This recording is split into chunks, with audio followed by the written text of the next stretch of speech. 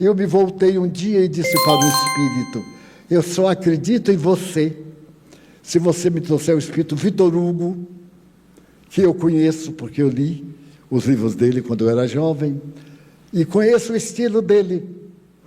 E eu acho tão maravilhosos seus livros que eu gostaria de escrever um livro dele.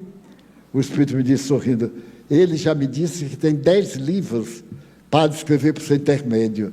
Eu disse: 10? Também não precisa exagerar, né? Um basta. Não, você vai pagar. E certo dia, em abril de 1970, eu estava com febre, de uma gripe terrível que eu peguei em Juiz de Fora, e chegando ao Rio de Janeiro, fui para a casa do meu anfitrião e fui me deitar, porque eu estava febril. Era o dia do Evangelho no lar da família. E eu estava deitado, tremendo de frio, febre, tomando chá de limão, chá disso, chá daquilo. E, de repente, as minhas amigas começam o Evangelho na sala de visita. 3 portas adiante era meu quarto, que elas guardavam com muito carinho. Eu, então, estava deitado e entra um espírito. Entra vestido de negro, com a gola de veludo preto, essa parte aqui com um pouco de arminho. Então, ela entrou, a barba longa. Eu tive um vislumbre de ser Victor Hugo, porque eu conhecia a fotografia. Qualquer pessoa quase conhece. Eu achei graça de ser o delírio da febre. Ele então chegou e disse assim: bonjour, Divaldo. Eu digo: nossa. Eu disse: bonjour. Porque o francês de Paris diz bonjour, como se fosse rá. E os demais, bonjour. São os sotaques. E ele deu um sotaque que eu achei assim, Edith Piaf. Aquele bem pronunciado R, que só o francês diz bem, o francês e o árabe, porque ele é bem cultural. E eu disse assim: eu estou delirando, porque eu falei para o espírito e é um delírio. Ele então chegou e disse assim, ele disse em francês: vamos escrever? Eu disse: aonde? Ele disse: no papel. Mas eu não tinha papel. Então eu chamei a funcionária honorata. Por favor, você tem algum papel aí? Não tem não, tio, tem papel de enrolar pão. Era aquele papel pardo, muito conhecido, né? O papel pardo de enrolar pão. E eu disse: pegue aí. Ela pegou uma porção, dobrou, cortou, prendeu com linha e disse: aqui está um caderno, tio. Eu aí botei o caderno, o espírito me olhou bem e me disse assim: você vai se arrepender de ter me convocado, porque nós vamos escrever de largar os dedos. Eu disse: também não precisa exagerar, né? Assim, escrever um pouquinho eu gosto. Ele aí me fez escrever das 9 às 3 da madrugada. Quando eu terminei, eu estava gripado, cansado, e então fui ler para as minhas amigas, que foram lá no quarto, me viram escrevendo, sentaram, porque espírito é formidável. Ele vê o médium, ele já começaram a orar, não sabia o que era, mas viram que era coisa de espírito. Quando eu terminei que li, me apaixonei, porque ele contava uma história apaixonante, a morte de o Duque de Bitch, da cidade de Siena, na Itália, e falava de um pórtico que existe na cidade de Siena, escrito em latim, que dizia assim: Siena é tão grandiosa que antes de receber-te, já te tem no coração. Era o pórtico da entrada. Mais tarde eu fui a Siena ver se tinha um pórtico. Tinha, e eu tirei fotografia. Aí falou do Palácio Ptolomeu, era um palácio da Avenida tal, e aí escreveu uma história impressionante, e falava de um personagem que eu tive uma antipatia pelo sujeito. Eu disse: esse cara aqui vai morrer de uma forma dolorosa. Muito bem, quando eu terminei de ler, aí o Victor Hugo disse: amanhã o senhor já não viaja à feira, vai ficar aqui para escrevermos. Eu quero terminar esse livro em 21 dias, 408 páginas, em corpo 8, letrinha miúda, como a gente detesta. Vê lá. Aí ele veio e escreveu.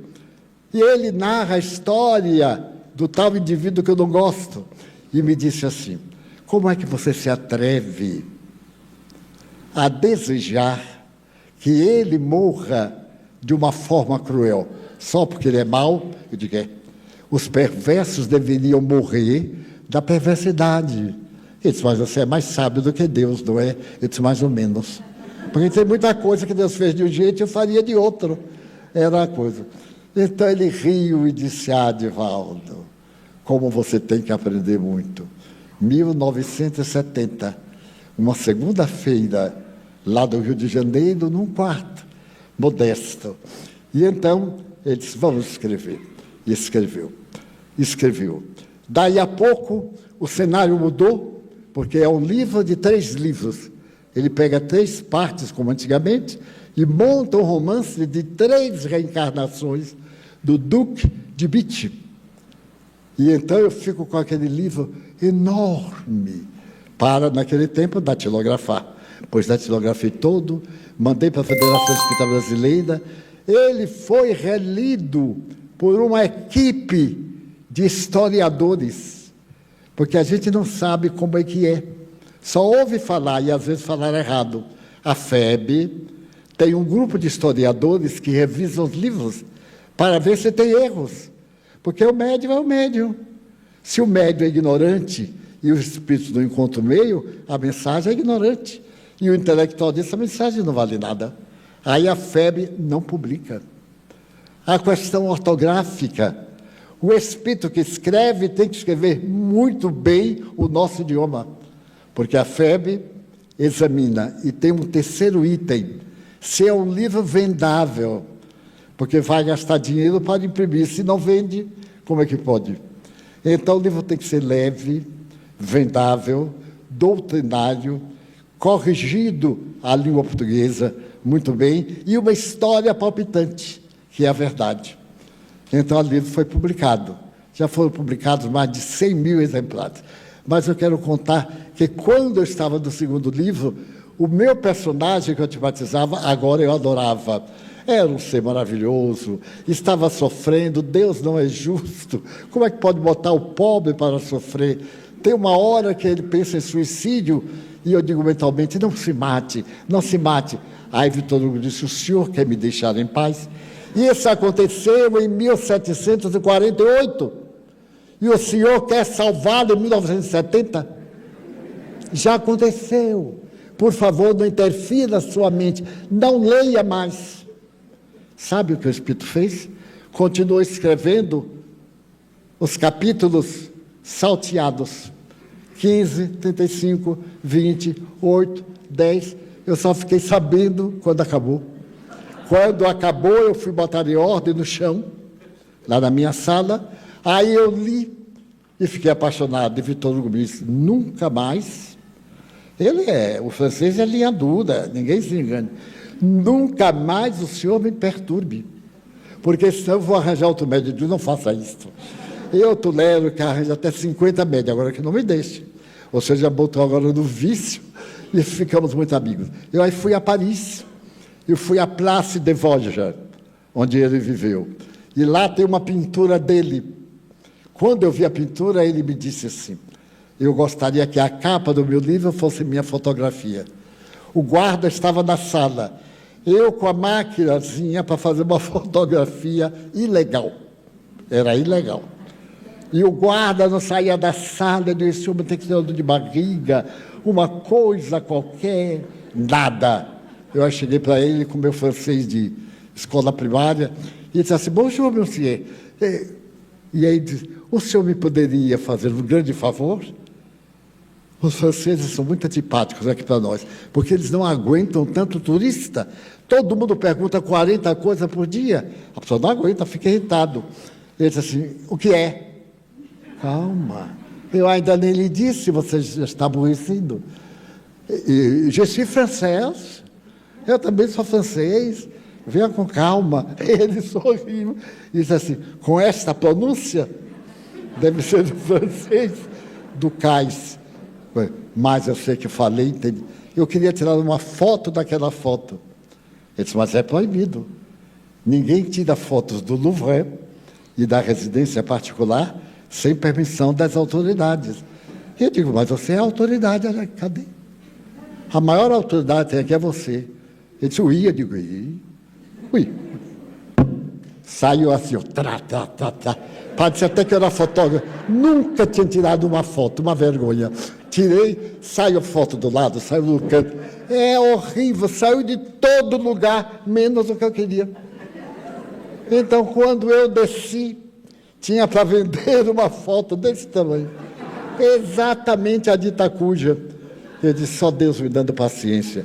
Aí comprei e botei a capa de Victor Hugo. Pois bem, meus amigos, ele já escreveu 11 livros, 11 romances. Romances que a gente vai lendo com uma doçura impossível de não se comover com a literatura desse homem. Qualquer pessoa que assistiu um filme de uma peça de Victor Hugo, uma peça de teatro, Les Misérables, o Corcunda de Notre Dame, qualquer uma, reencontra o estilo. Porque o meu estilo, como vocês estão vendo, é muito longo, é muito repetitivo. O dele não. O dele era minudente. Um dia eu perguntei, por que o senhor escreve? Vai descrever esta mesa, gasta 2 páginas. Joana de Ângeles descreve esta sala em 2 frases. Sintética. É diferente, cada um é um. Marco Prisco ainda é mais sintético do que Joana de Ângeles. Então, a gente sabe quem é quem pelo estilo. Quando eu termino de escrever, eu sei quem foi, pelo estilo. A maneira concisa, a maneira larga, a forma histórica, a forma sutil, a forma engraçada. Tem aqueles que são contadores de história. E então, nós fomos arquivando, eu tenho 4 livros de histórias guardados para quando eu morrer. Ai, que ninguém se lembra mais de mim, você que vai publicar uma história, a pessoa vai rir, vai lembrar com alegria, porque quem ficar triste eu vou obsedar. Ou lembra, ou já sabe. Então, essa doutrina formidável. Divaldo Franco nos transporta para o ano de 1970, quando o renomado autor Victor Hugo se manifesta diante dele em espírito para psicografar seu romance. Victor Hugo foi um dos maiores expoentes do romantismo francês, célebre por sua escrita detalhista e por abordar temas como justiça, amor e desigualdades sociais. Seu romance mais famoso, Notre-Dame de Paris, publicado em 1831, é amplamente reconhecido como uma das mais notáveis obras históricas da literatura. A narrativa conta a história do amor altruísta de Quasimodo, o sineiro corcunda da Catedral de Notre-Dame, pela bailarina Esmeralda. Quando Victor Hugo se apresenta, propõe, vamos escrever. Sem recursos apropriados, Divaldo improvisa um caderno com papel de pão. Naquela noite, mesmo debilitado por uma forte gripe, ele começa a registrar o que viria a se tornar uma obra monumental. Victor Hugo descreveu com riqueza de detalhes cenários como o pórtico da cidade de Siena, na Itália, e narrou vidas entrelaçadas por 3 reencarnações do Duque de Bitche. Essa obra nos convida a refletir sobre temas essenciais da existência humana, como o sofrimento, o perdão e a justiça divina. Entretanto, o processo não foi fácil para Divaldo. Durante a psicografia, ele começou a interferir mentalmente com seus próprios julgamentos, o que levou Victor Hugo a repreendê-lo e a transmitir os capítulos de forma aleatória. Esse romance Párias em Redenção apresenta uma narrativa densa e profundamente reflexiva. A trama se inicia na Toscana, em 1745, quando o Duque Giovanni de Bitche, devastado pela perda da esposa, mergulha em uma trajetória de sofrimento. Enquanto sua saúde declina, o sobrinho rebelde, Girolamo, trama herdar a fortuna destinada aos filhos do duque ainda crianças. A história atravessa séculos de dor, reparação e renúncia, culminando no Brasil de 1967, onde as personagens encontram redenção. Por meio dessa obra, Victor Hugo nos ensina que, embora o crime e a ambição desmedida gerem inevitáveis consequências, é o amor com sua força transformadora que conduz à verdadeira luz. Para que mensagens de espíritos como as de Victor Hugo cheguem com precisão, o médium, que atua como um canal entre o plano material e o espiritual, deve reunir qualidades fundamentais: disciplina, humildade, compaixão e dedicação ao estudo constante. Espíritos de elevada sabedoria encontram em médiuns comprometidos e disciplinados o veículo ideal para transmitir ensinamentos de valor eterno. A Federação Espírita Brasileira também desempenhou um papel essencial para a finalização desse processo. Cada obra mediúnica passou por uma revisão criteriosa, que incluiu verificação histórica, análise gramatical e avaliação doutrinária, garantindo que o conteúdo estivesse em plena harmonia com os princípios do Espiritismo e capaz de tocar os corações dos leitores. O resultado desse esforço conjunto é uma coleção de obras que, além de impressionar pela profundidade literária, educam e inspiram espiritualmente. Ao concluir sua narrativa, Vitor Hugo deixou a Divaldo uma lição essencial. Confie no processo e deixe-se ser conduzido. E foi essa confiança que culminou em romances capazes de tocar o coração e elevar a alma. E você, já refletiu sobre o papel dos médiuns e a grandiosidade de mensagens como essas? Muitos espíritos iluminados continuam a nos ensinar e a torcer pelo nosso desenvolvimento moral e espiritual.